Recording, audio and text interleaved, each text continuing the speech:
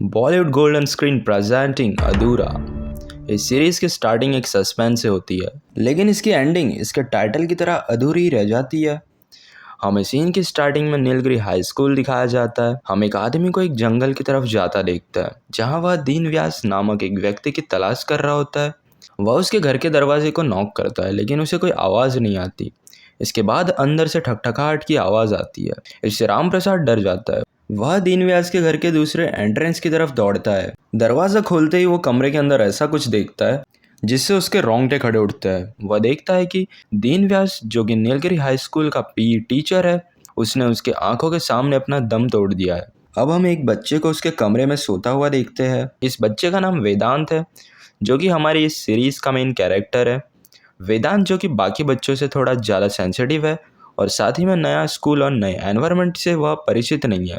इतने में उसके दोस्त उसके फेस पर चादर डाल उसे लॉकर रूम में लॉक कर देते हैं।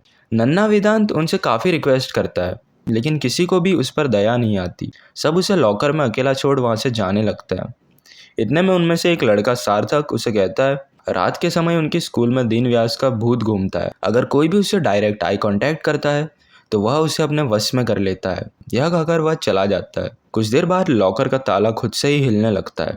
वेदांत की आंखें खुल जाती है। वह नीचे देखता है तो उसे किसी के जूते दिखाई देते हैं। वह पूछता है, सार्थक, क्या ये तुम हो? लेकिन उसे कोई आवाज़ नहीं आती। जब वह अपने सामने की ओर देखता है तो उसे किसी की आंखें दिखती है। इतने में लॉकर का ताला टूट जाता है और वेदांत लॉकर से बाहर आ जाता है। दूसरी सुबह हम वेदांत के मम्मी पापा को प्रिंसिपल की ऑफिस में बैठा देखते हैं, जहाँ पर प्रिंसिपल उनसे वेदांत की शिकायत कर रहा होता है।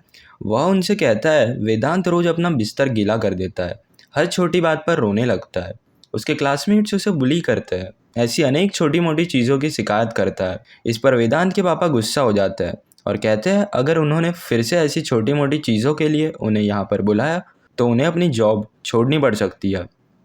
इसके अलावा उनके स्कूल में जो नई बिल्डिंग बन रही है, उसकी फंडिंग भी अब से वह उन्हें नहीं देंगे। 2 दिन बाद उनके स्कूल में 2007 वाले ओल्ड स्टूडेंट्स की रियूनियन पार्टी होती है। वेदांत के पापा इसके लिए उन्हें गुड लक कहते हैं और गुस्से से ऑफिस से बाहर निकल जाते हैं।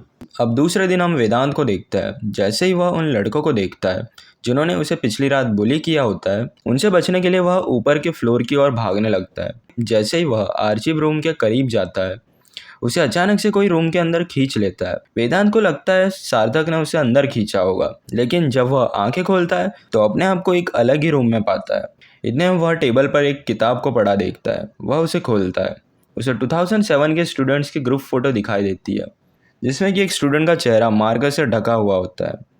इतने में एक अननोन आवाज़ आती है। जैसे ही वेदांत पीछे मुड़ता है, उसे उसकी टीचर दिखती है, जो उसे उसके पेरेंट्स को अलविदा कहने के लिए ढूंढ रही होती है। सीन सीधा अमेरिका में शिफ्ट होता है।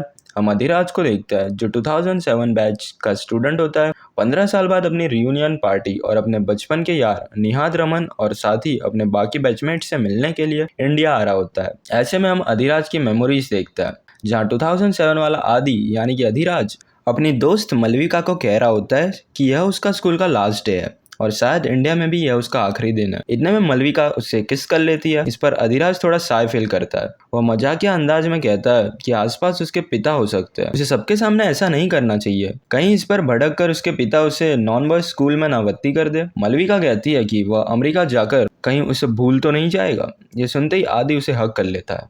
अब हम आदि के दूसरे 2 फ्रेंड्स को देखते हैं, जो कि दूसरे बच्चे के साथ शरारत में उसकी पैंट उतार देता है। इसके बाद सभी स्टूडेंट्स क्लास फोटो के लिए गार्डन में गैदर होता है।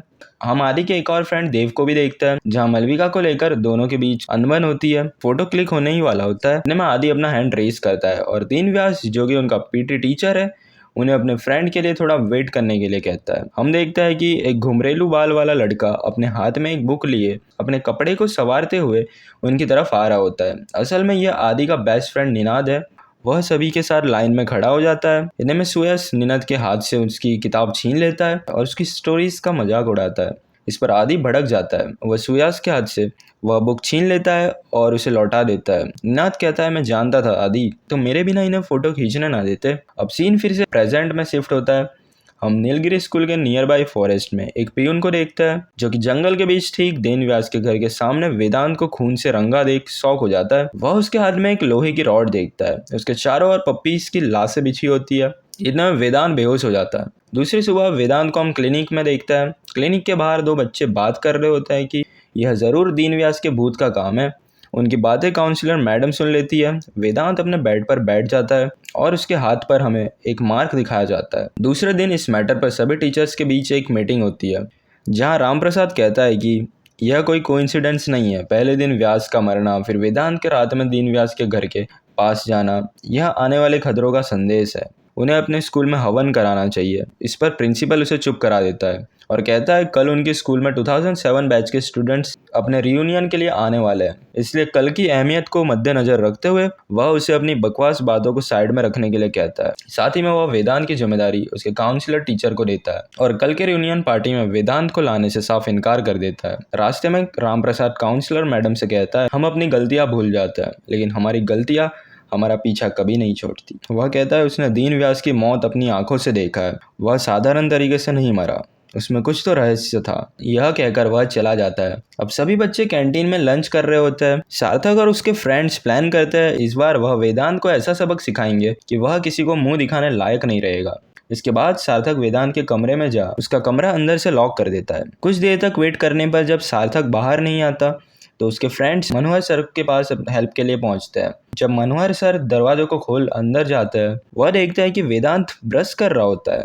कुमारन वेदांत से पूछता है सार्थक कहाँ है वेदांत? इस पर वेदांत कहता है मुझे नहीं पता। साइड में देखने पर कुमारन सार्थक को रूम के कॉर्नर में डरा और सहमा बैठा देखता है। कुमारन देखता है सार्थक ने पैंट गीली कर दी है। जब वह सार्थक से इस बारे में पूछता है, सार्थक कहता है ये वेदांत नहीं है, उसके शरीर में एंटर की हुई एक आत्मा है। जैसे ही वेदांत यह सुनता है, वह एक सार्कास्टिक सी स्माइल देता है। दूसरी ओर हम अधिराज को फ्लाइट में देखते हैं, जहां डरावने सपने के कारण वह उठ जाता है और उसके नाक से खून निकलने लगता है। यहाँ वेदांत भी अपनी नींद से उठ जाता है और उसके नाक से भी खून निकलने लगता है। दूसरे दिन 2007 के बच्चे 15 साल बाद अपने स्कूल वापस आते हैं। हम सुयास को देखते हैं जो कि अब एक फिल्म स्टार बन चुका है। उसके साथ उसकी वाइफ नैन्सी जो कि एक मॉडल है। सुयास अपने बचपन के फ्रेंड रजत को देख उससे गले मिलता है। इसके बाद देव और मालविका अपनी कार से एंट्री मारता है। अधिराज से ब्रेकअप होने के बाद मालविका ने देव से शादी कर ली होती है। देव जो कि अपने पिता के बाद अब इस स्कूल का ट्रस्टी है। प्रिंसिपल उनके साथ फोटो क्लिक करता है और अपने स्कूल के इम्प्रूवमेंट के बारे में बात कर रहा होता है। इतने में अधिराज की एंट्री होती है। वह देव से गले मिलता है। देव उसके ग्रैंडफादर की डेथ में अपना दुख प्रकट करता है। इसके बाद वह अपने बाकी दोस्तों के साथ भी मुलाकात कर उनके साथ खूब मस्ती करता है और यहाँ वेदांत को रियूनियन पार्टी से दूर रखने के लिए काउंसलर मैडम अपॉइंट की जाती है। वेदांत और काउंसलर मैडम बात कर रहे होते हैं। वह वेदांत के मनोरंजन के लिए उसे एक पजल सॉल्व करने देती है। इसी बीच काउंसलर मैडम को एक कॉल आता है। स्कूल के गार्डन में सेम वही स्पॉट पे जहाँ आज से 15 साल पहले सभी ने अपना लास्ट डे पे फोटो क्लिक करवाया होता है। आज भी सब उसी स्पॉट पर बैठे होते हैं। अधिराज को अपने पुरानी मेमोरीज याद आ रही होती है। वह निनाद को मिस कर रहा होता है। जैसे ही फोटोग्राफर कैमरा का बटन क्लिक करता है, एक अनहोनी हो जाती है। स्कूल के टॉप पर से एक रॉड उनके सामने आ गिरता है। इस पर सब काफी डर जाते हैं। इतने में अधिराज विंडो पर एक छोटे से बच्चे यानी कि वेदांत को स्माइल करता हुआ नोटिस करता है। इसके अलावा आर्चिव रूम का दरवाजा खुल जाता है। हमें वही बुक दिखाई देती है। इसके साथ ही फोटो में जिस लड़के के चेहरे को स्क्रिबल किया गया था, अब वह स्क्रिबल मार्क खुद से ही मिटने लगता है। हम देखते हैं कि वह लड़का और कोई नहीं बल्कि अधिराज का बचपन का दोस्त निनाद है। अगर आपको इसके आगे के एपिसोड का एक्सप्लेनेशन वीडियो चाहिए तो मुझे कमेंट में बताइए कि आपको मेरी एक्सप्लेनेशन कैसी लगी।